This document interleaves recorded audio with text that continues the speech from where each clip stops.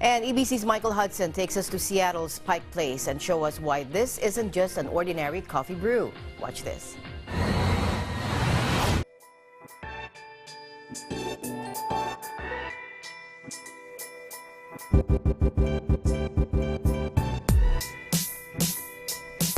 We're here in sunny Seattle. Well, wait. You may not hear that too often because we're known for rainfall, but I'm telling you, Seattle summers are the best. Long days, warm weather with a cool breeze.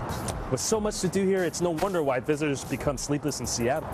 Let me show you a few landmarks of this beautiful city, starting off here at the new edition of the famous Pike Place Market. The Market Front. It's the first new addition in 40 years to the marketplace. It now gives the public a panoramic view of the Puget Sound, as well as new opportunities for vendors and artists to sell their merchandise and trade. It also doubles as commercial and residential space for merchants and low-income senior housing.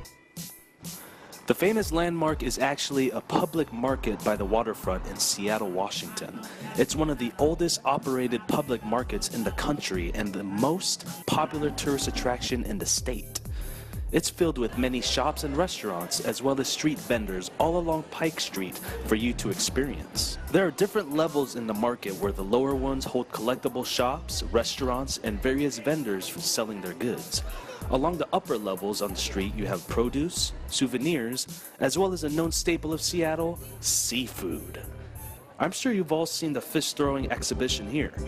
This spot is probably one of the most featured sights you've seen at the market. I wasn't able to participate this time, but if you come through, maybe you'll get to catch one yourself. So, what else is Seattle known for? I'm sure you guessed it, Starbucks. The location of the original store is just a stroll down the street. Located on 1st and Pike, it hasn't changed much since first opening. If you thought the line was long at the location nearest you, well, be prepared for an even longer wait here as well. Luckily, there's always entertainment to help you pass the time.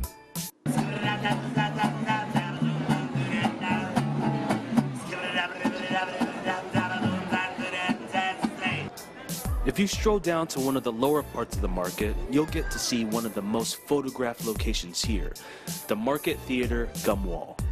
Along the brick walls in this alley, it's covered with pieces of chewing gum. The practice of placing gum on the wall started around 1993 when Seattle theater sports patrons placed their chewed up gum on the wall and stuck coins on them.